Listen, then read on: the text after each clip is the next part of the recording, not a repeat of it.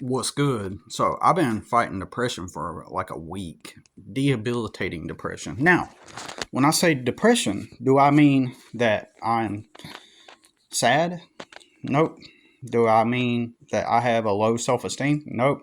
In fact, I always, reiterate that I feel like I have a decent self esteem. I trust myself. Like I believe, like I like myself, right? I like myself, right? I love myself in a healthy way, right? So I feel like that I've arrived at a point in my life where I feel good about who I am. So um, with that said, um, I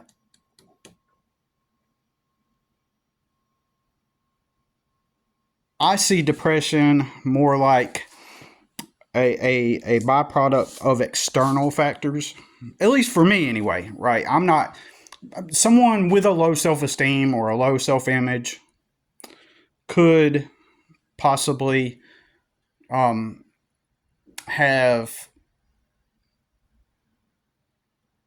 Let me get my mom's trying to call me right now as I'm making this video, but that means she's at home now, and so I'm getting distracted because her number's right there. She wants to let me know she's at home. So, anyways, what was I saying? So what can trigger depression? External factors can contribute to depression, in my opinion. And so I do have a lot of okay. Let me get my thoughts together again. So I kind of feel like I'm having ADHD symptoms too, right? I feel like I'm having like ADHD, like um, where my thoughts are really, really, really overwhelmingly scattered and I can't think straight. And that's been a really tough week. I think I had experienced it mildly like the week before, but this week, oh man, it's been debilitating. And I've been doing everything I can remember. So I also forget uh, the modalities that I used to use. I haven't had depression like this in a long time, right? So I kind of forget some of the cognitive modalities I used to use when I was younger, when I first learned about depression, right? Um, but I was going to say, someone's self image and self esteem can create depression, okay? Um, and you can't really talk about it to most people because people equate depression with being sad and low self image or low self esteem. And that's just so not my case, but people that can induce the depression. But external factors can also, like stress, can induce the depression, right? So for me, it's just external factors, right? I've been collecting more and more boxes, right? So I've got boxes literally stacked up more than almost halfway to the ceiling because I'm going to have to move after this old dog dies that lives on this property. So I'll have 30, after the dog dies, I'll have 30 days to get out of here because the lady that owns this place is going to have to remodel it in here or at least clean it up in order to sell her home. All right. Um, so the depression is causing me to um, is external. It's due to those factors, and it's also my son just turned 18, and that I don't think that's bothering me. Right? I don't think that's bothering me. But but I'm kind of like stuck financially and economically in this economic situation. So um, and I know that I don't have help, and I know that I don't have people that I can reach out to, friends or family, aside from my mother. Right? My mother has said that she will help me if I needed to get a camper, for uh, when that time comes. So I'm looking for a piece of land that I can park a camper on, um, or some kind of arrangement because I don't have any money for a deposit somewhere, and I don't have any means to, with the business that I work. as I frequently say, I make a little more than what I would do if I were back working for other people. So it does not make sense to take that kind of pay cut and reduction in the flexibility that allows me to even keep this place, to keep a place, right? It's the flexibility that I have that allows me to have a dwelling, so and the how I'm paid, right? That allows me to have a dwelling, and so I'm always doing the math, meaning I sit down and I look at rent prices for this and that, and I look at jobs available at these warehouses and these restaurants, like, all the things I did previous to working for myself. I look at all of those places and I say, okay, well, that place starts at umpteenth an hour and that place starts at empteenth an hour.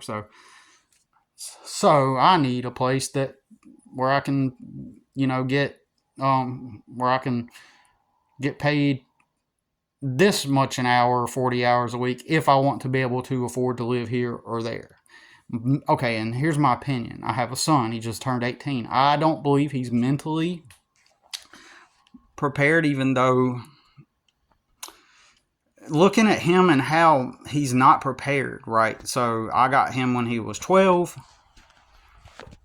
and we've been through the ringer. So the way I always say it, even though I've had him since he was 12, just about 13.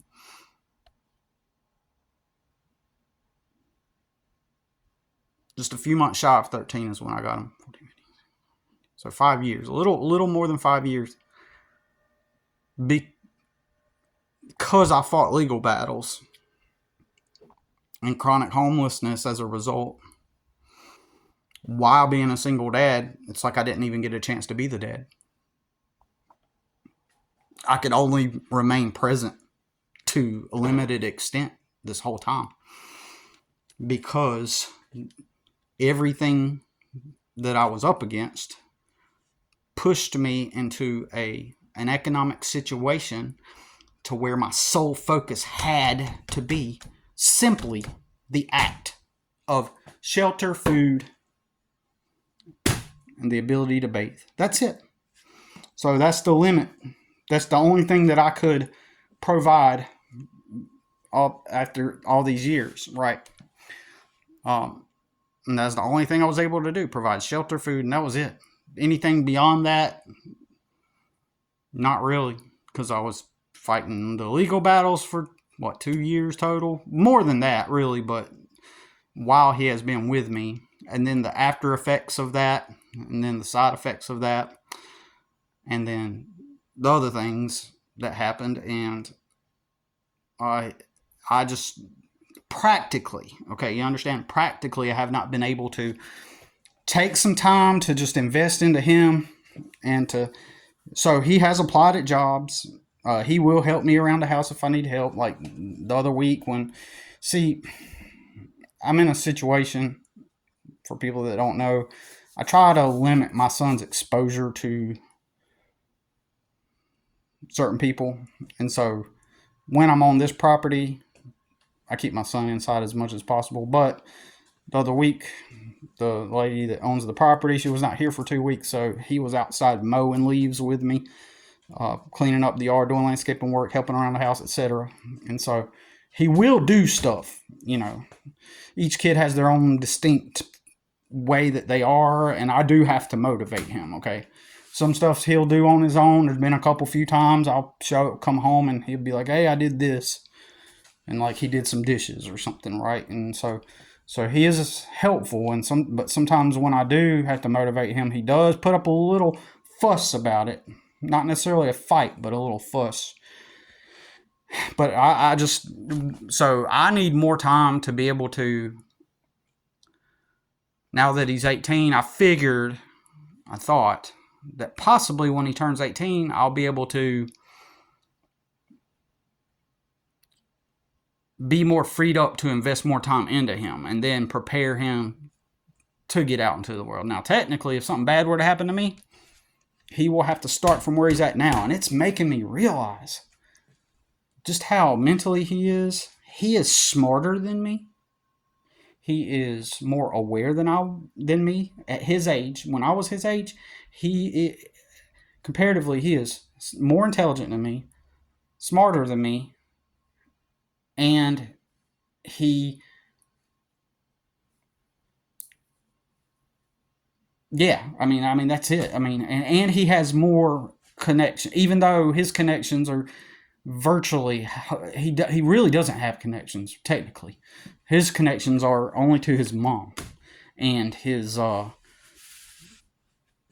and that's it. And that's a horrible position. It's a literally dangerous. I won't go into it. It's before he went to his mom's this evening. I said, dude, look, it is literally dangerous to be at your mom's. Like, and then I had to give him some counsel on certain things that he should do in certain ways he should behave, right? Because it's literally dangerous to be at his mom's at this time. And so then he's got my family, but my family, they're they're they're not going to help him, right? You know, if something were to happen to me, they're not going to help him. At most, like if something bad happened to me, I know exactly what would happen, and I've already mentally prepared him for this. My internet famous relative would probably try to step in and intervene and become like a hero to him. Like that's what would happen to Flex to assume the role. Just not and I can hear Rudy's mind thinking right now like the uncle, what is it, Uncle Buck, what he says. And I agree with that, but at the same time, I'm also going to say it's not necessarily the Uncle Buck kind of trope as much as it is like my relative seeks novel attention, seeks novel circumstances to where he can insert himself in order to get validated and a light shined onto him so that everybody just like, so he's seen and everybody can go, wow, you're so amazing. He seeks that, and he seeks things to control. He seeks situations to control, right? And to flex and all that. So that's what would happen. And now my mother might help my son a little bit but you also got to understand my family, they have not integrated into society functionally. So my mother will have no clue what it would be like for an 18-year-old kid to have to, without a father or any connections, go out into the world, apply to get a job and start working or start a business. To make the immediate money, he would have to work somewhere, working for somebody else. He would, in that instance, have to start working for somebody probably, most likely. And my mom is not going to understand the complexities of that dynamic. And it would only be a matter of time before, due to lack of her understanding and the rest of my family's understanding of how reality works, because also you got to understand, all of my family, most of them, they just got lucky. Literally. None of them went out and worked all these jobs like I did to get to where they are currently at. Right? So, they would not be a good support system for him at all. Right? So, anyways, getting back on topic. So, I have not been able to, I've slowly integrated. We've had discussions about it, and especially recently, after his birthday week, or after his birthday, I've already been on him. Like, he's applied at a couple of jobs, but he's like, now his mom, now some of y'all are going to disagree. Maybe, I don't know what your take is on it, because I know that you guys that I roll with on here mostly, y'all are really into video games, and now my son is really into video games, and if I had gotten custody of him years ago, I would have never put him on video games, and I would have never let him get. He has a what do you call it? A PC gamer setup. I'll show it to you. He has a PC gaming setup, and it was custom made, right? and I guess it's not on right now, but I'll try to show it to you. So that's his game. So that's his setup, right? And in fact, I believe that the reason why he has that game set up is because his mom heard me express how the act of having put him on the video games at such an early age, and my, not my protest against it, but my objection to it. I did have an objection to it. So in response, for Christmas, she got her ex-husband to build that. I know that's why. And so I probably shouldn't have mentioned anything, but I think that's a god awful thing that happened to him, and you could say, well, take it away from him. And actually, I have. I got him an Xbox when he was 13 for Christmas, and not Xbox, but what is that thing called? Switch. I got him a Nintendo Switch for Christmas when he turned 13, and I took it away from him within days, or after a certain amount of time, like very shortly, and I didn't give it back to him for like a year. Okay, so I'm trying to be considerate and work with him on the fact that that's his hobby. He's got a bunch of buddies on there, and that's kind of like his online social network. And then half of those people actually live in town and people he went to school with, and so I can see it functioning in good ways, but at the same time, like, I'm not against video games. I'm just not the type that, like, I'm not into like putting your child on a screen while they're young, but by the time I got him, he was already addicted to it, right? And that is his life, and his mom continuously reinforces it. And you go to her house.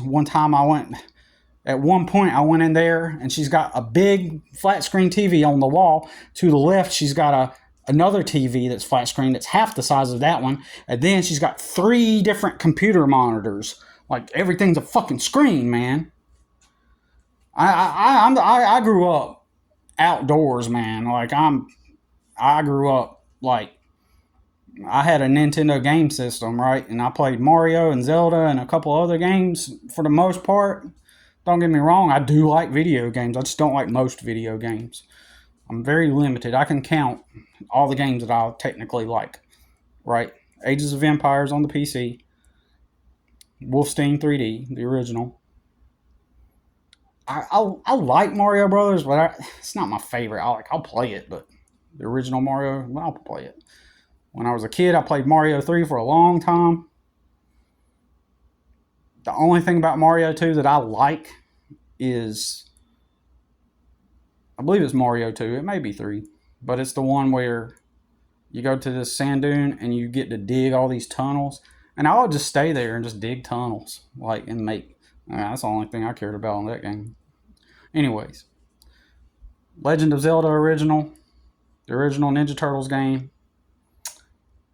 Technically, I liked all the Ninja Turtles games. When I was a kid, I had all the handheld games. I believe I bought them myself, if I'm not mistaken. And Mario Kart, the original one, or Mario Racing, whatever that was on the 64. That's about it, right? So I'm no stranger to games. I'm just not so immersed into it. I believe it can. It's like a hammer. A hammer can build a house or knock someone on the head. It's like anything. Too much of something is not good. But at such a young age, like, if I would have had more money in order and my life more in order, where I can spend more time with him, and honestly, it helped me in a way to kind of keep him busy, because there were times I didn't have anything busy for him to do, and there were times I had to take him off the game and say, "Look, you're gonna draw tonight, bro," or "Bud, you're gonna draw," and I would take him out, like you need to do something, sell pictures, you need to start making money. He's never done it. Now, I've talked to him. I've told him all this, like. Ever since you were 12, you've been living with me. I told you, make it and sell art right now and get it going and sell it, because you're going to have to survive on your own at some point.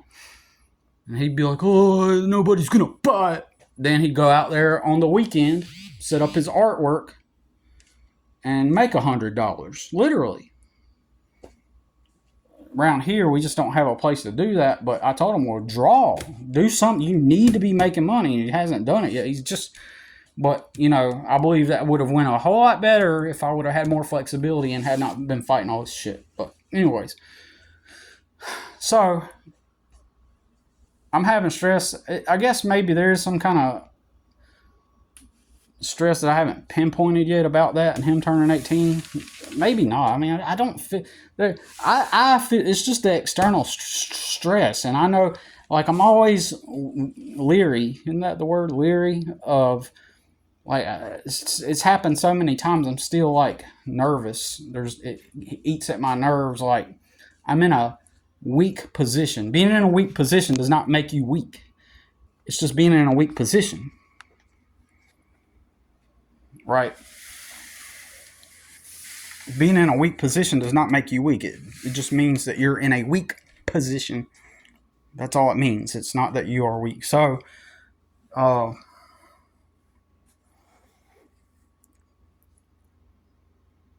So I feel the stress of that, and I'm always wondering if, like, they reopen the case after December. Hopefully, if I can get through this December coming up without the government contacting me, I need to go on AVO and ask a lawyer. I need to hire a lawyer to send the Title 4D agency a letter to make sure that there's no pending case or open case against me. I need to go on the DMV website and check to make sure my license is still valid, because I beat that. That's what I need to do. And so I've had debilitating depression, and depression, how it will sneak up on you. Like, all of a sudden, you come to the awareness that your brain is clouded and that you're just sitting there. Like, that's the way I experience it, right?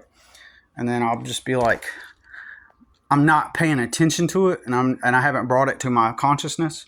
And so then it will just start to lay me down, and I'll feel tired. That's how it'll start. I'll feel like drained and tired, and like I'm not even thinking about it being depression. I'm just like, oh, I got to get inside. And then I'm just like, because I have been physically exhausted too. And that exacerbates it, right?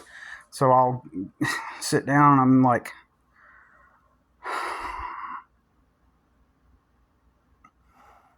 then the next thing you know, I'm like scrolling through stuff and watching stuff. And then there's other times where I tried to deliberately take it easy, right? Without me thinking. This happens a lot with depression. Like, I won't think that it's depression, right? And I'll totally forget about the concept of depression. And I'm just like, in my mind, thinking I'm just exhausted. And I believe it is both, like, everything catching up. You know what I'm saying? Everything catching up with me, right?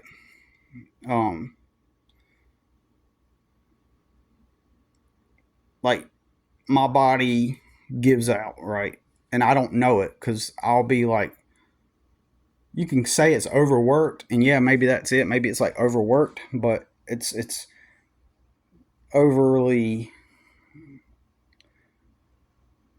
overwhelmed with the stimulus and with the and, you know, and I'm just like, I don't know where we're gonna go next. I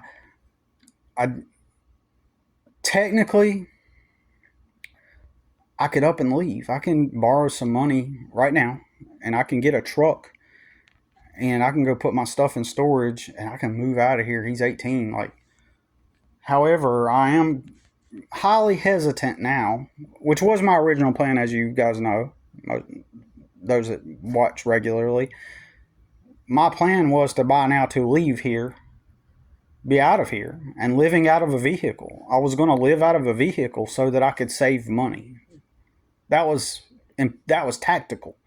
That was on purpose, right? So I was going to get out of here,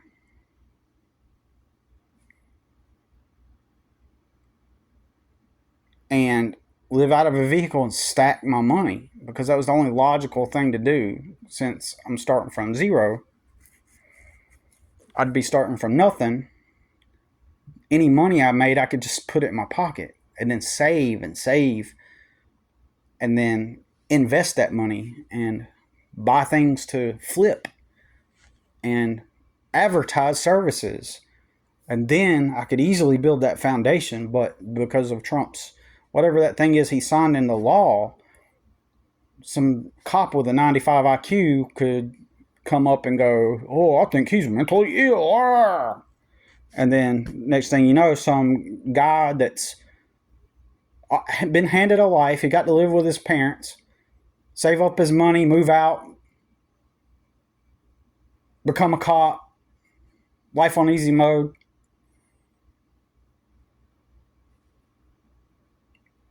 With a way lower street smart sense than me, with a way lower IQ than me.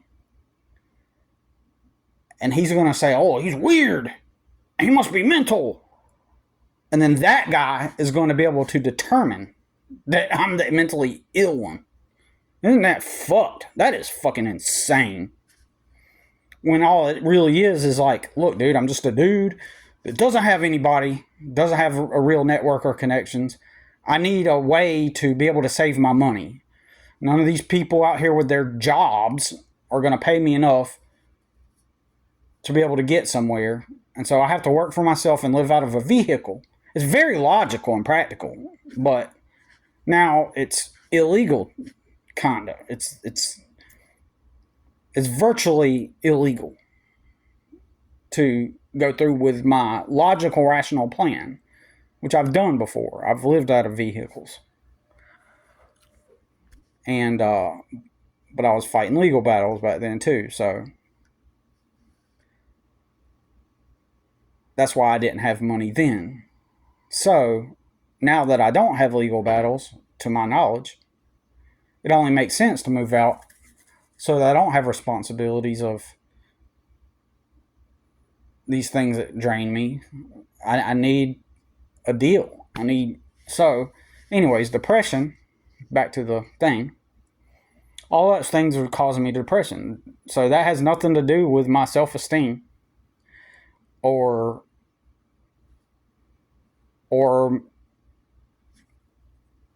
anything like that. I wrote a Facebook post. This dude, like, he's bugging the hell out of me, man, because I think he really is that incompetent. And I wrote exactly what I wrote on here about how I grew up on that TikTok video that I shared where it shows this, like, place that's filth, right? Except I wrote my wording kind of different on Facebook, and I was just merely sharing it and making a statement. And I was like, I was making a list of logical observations and statements. No emotion behind it, just being practical. And I also put on my post to reinforce that my post is rhetorical. So, as to demonstrate that my statements aren't coming from a place of, oh, I feel so, what people think, oh, who the fuck am I trying to prove, right? Like, so this dude, he continues to make these stupid comments, and he's just like, oh, you don't, Billy, like, why would you think of yourself as a poor fuck? You know, who are you? You don't need to prove anything to anybody. It's like, that's not even what I'm saying. I literally put it in the post that that's not what I'm saying. Right? And I put that it's rhetorical to avoid that kind of comment, and that stupid kind of comment came in anyway. Humans, man, fuck. Humans are fucked. Anyways, god damn. Anyways, so I don't have a self-esteem problem. I have an external conditions problem that puts stress on me, and I am concerned. I am concerned about my son being at his mother's house. It could be potentially even more dangerous now that he's 18. You know, she always has problems with DSS and stuff.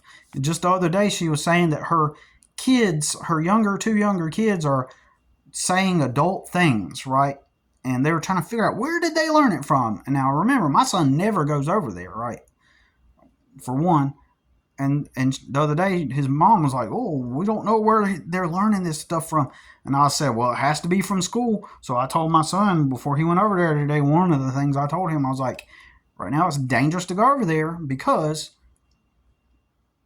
if those kids are talking like that, and your mom has DSS in her life all the time, you don't want to be over there in any room with them alone." You get what I'm saying? Because someone could come along and make the accusation that they learned it from you, and then we open up a whole nother motherfucking can of worms because those DSS workers, they like to make shit up. It's proven time and time and time and time again that those agents, they make shit up.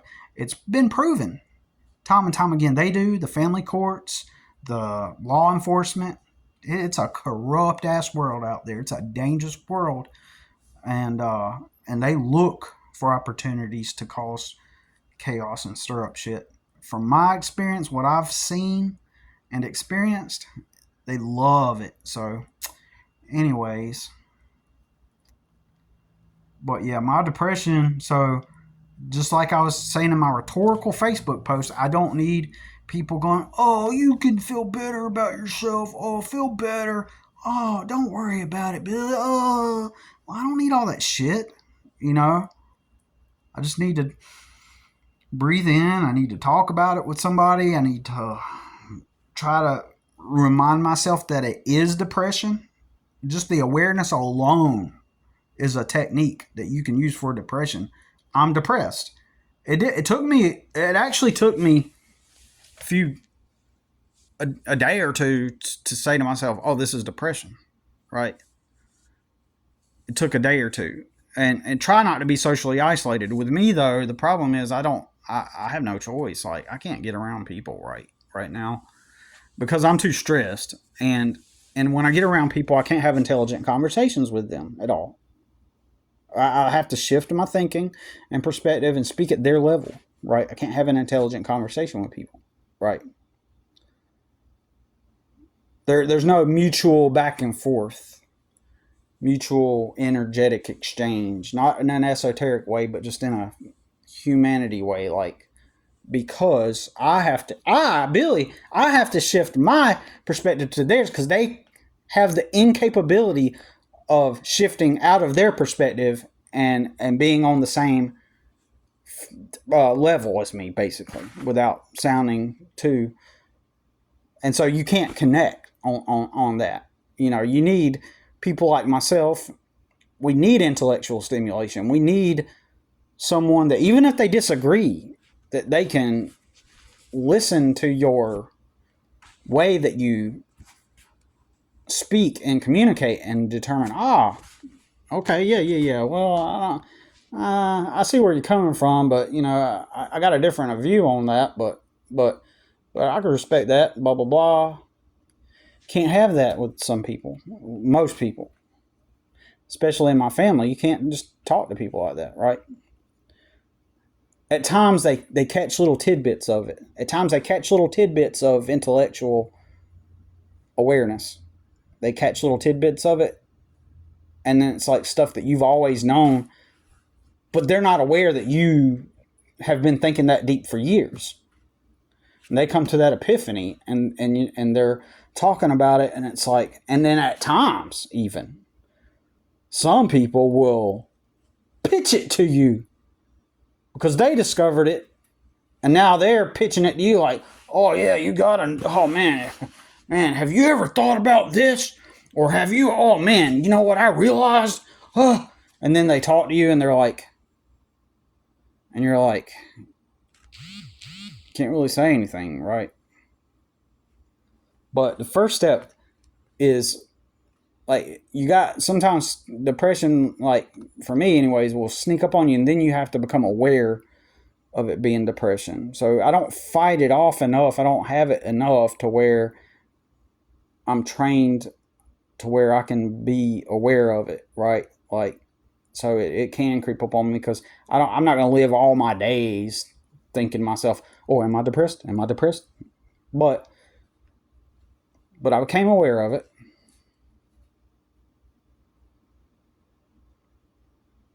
And I started practicing awareness.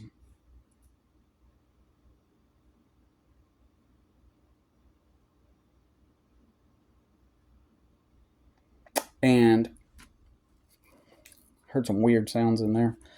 And I became aware of it, and I said, okay, well, I gotta, you know, my brain's overstimulated with racing thoughts. That attributes to it, and then that stuff can lead to anxiety, overwhelm, and then I'll start to so then, I'm not gonna lie, this immobilizing. It was immobilizing. Even this week, once I became aware of it, it was so immobilizing that I was trying to talk myself out of it, and get up and start doing stuff, and then I would do stuff. It got to the point to where I had to go, I'm just gonna let it be, with presence. Just let it be and go lay down. Just let it pass. You know what I mean? Like, I'm just too weak, but it's probably physically I'm weak, like worn down. Just a plethora of items. Anyways, that's all I got to say about it. I'm okay. Like, my self-esteem is fine. I'm aware that it's external factors more than anything. And in my situation, in my opinion, a lot of people want to attribute the depression they want to attribute things to and assume that you're trying to prove stuff to people, or you got a low self-esteem, or you need encouragement. So as if that's another reason why I don't try to talk to people, because they, by default, assume that it's a self-esteem issue or some kind of self-image problem that you have, and they'll attribute it to that, and they can't even have an intellectual conversation in depth at all. But anyways, like, I can't even talk to people about stuff because their knee-jerk default programming says, oh, he feels bad about himself. Oh, man, don't worry, feel good about yourself, and then come out of the depression, blah, blah. Oh, man, people just... Anyways, that's all I got to say about it. And, I don't know, I just felt prompted to make a video about it, so thanks for listening.